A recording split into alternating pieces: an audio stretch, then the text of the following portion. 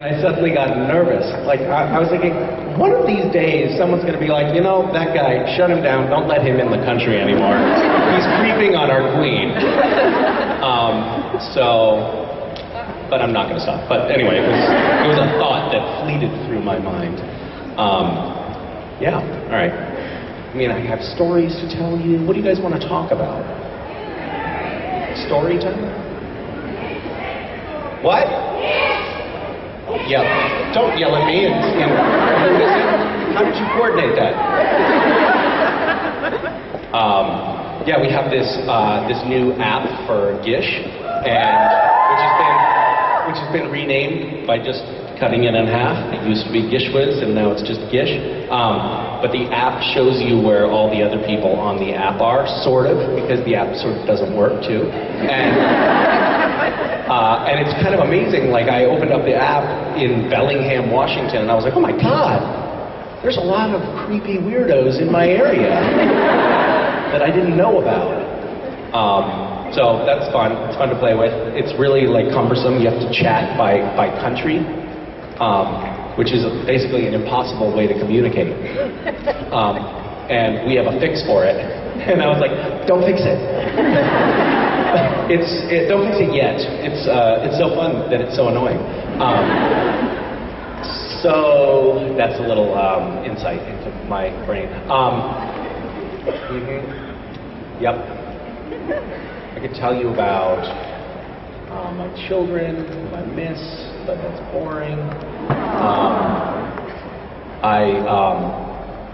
Yeah, we'll get into that later.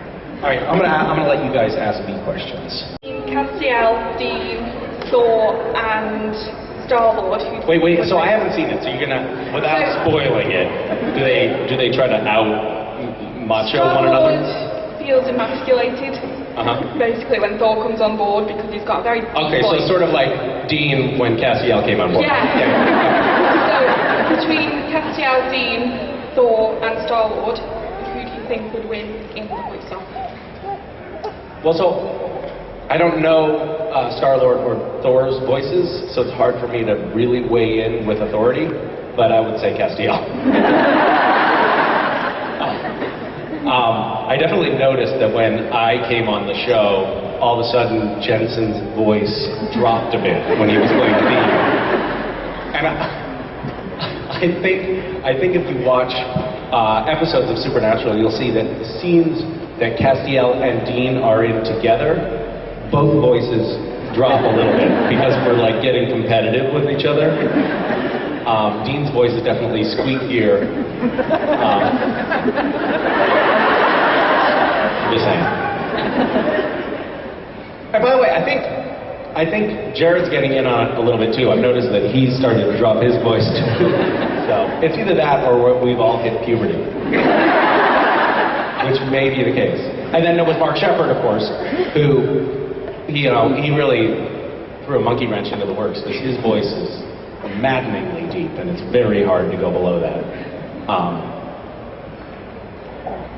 I'm tempted to tell you something that I don't think I've ever shared before. Okay, so when I do the cast voice, sometimes I go lower than my voice actually goes, and it causes this weird sort of like clicking, rattling sound, like a viper or something, and it's coming from my throat.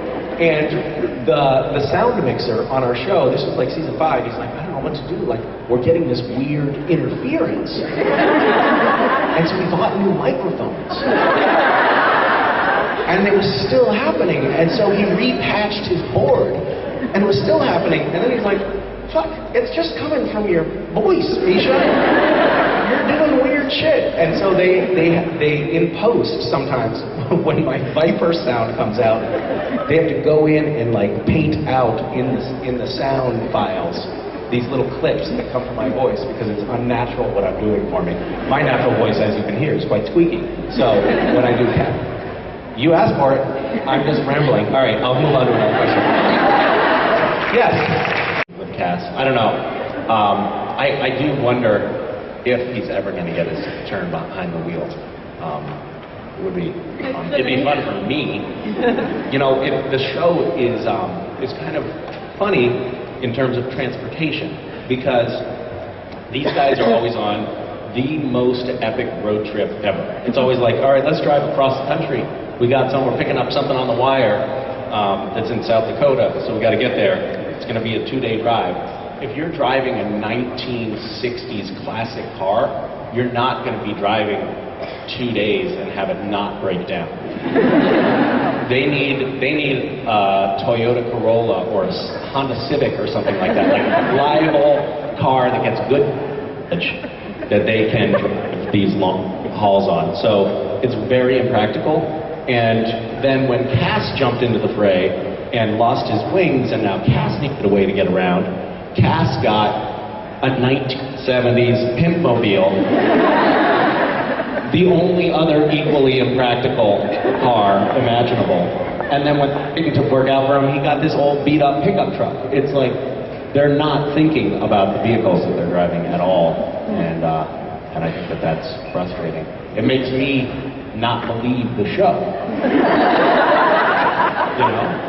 I mean, I can buy that, you know, they're being attacked by werewolves or vampires or, you know, the Leviathan, and that, you know, the gates to purgatory have been opened and then closed again. I buy that. I don't buy that they drive around in these old cars. It makes it very hard to watch. Thank you, Nick. Thank you, yeah. Okay.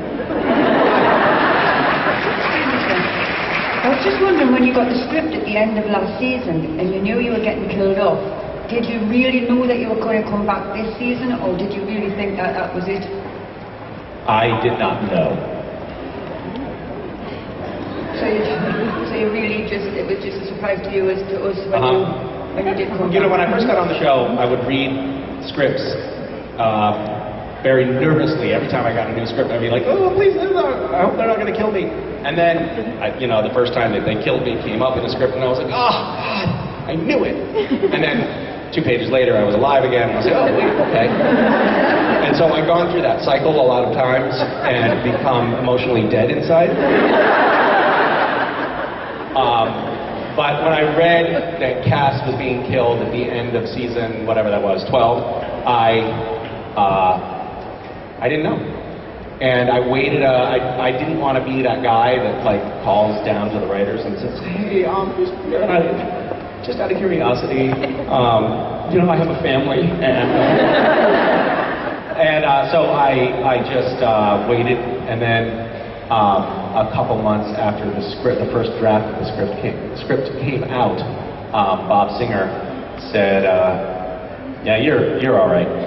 That was the only like tip he gave me, like, you're all right, you're gonna be all right. And I was like, okay, good. I think that means I'm still alive. Ethan Johnson, when you let it out last season that you were actually coming back. That was Jared.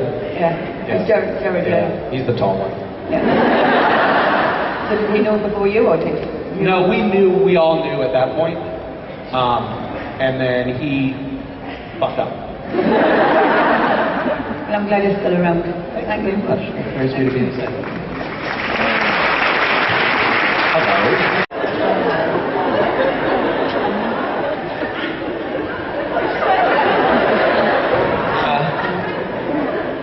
Yeah?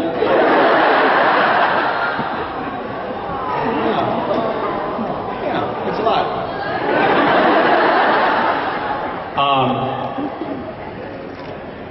You know, it's funny, when you come on a show where there's a tight cast, like Supernatural had been running for 3 years by the time I got there, and everybody, it was a really tight crew, and Jared and Jensen were already kind of like brothers to one another.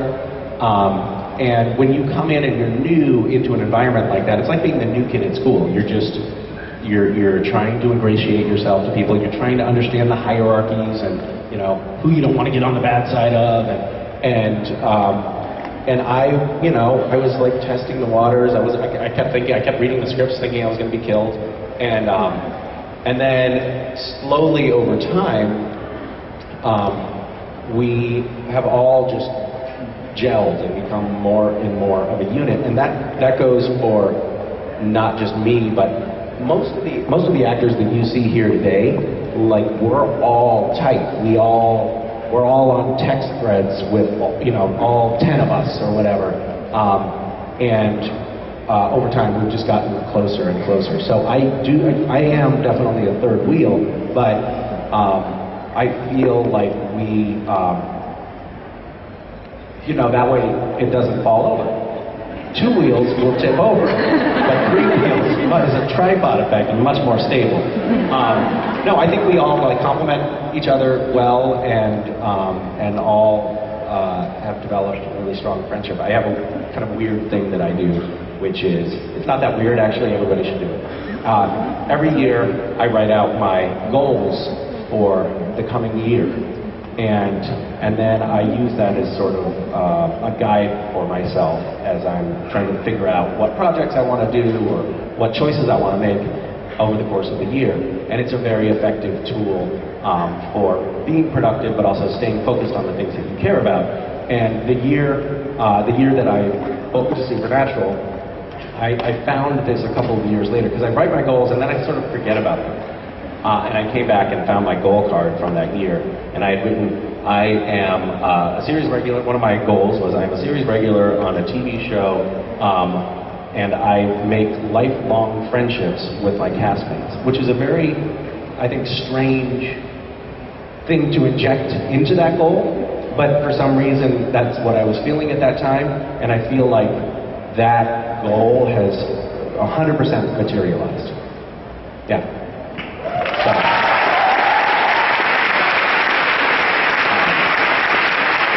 We can't imagine Supernatural without you now, so. I'm sorry about that. Thank you.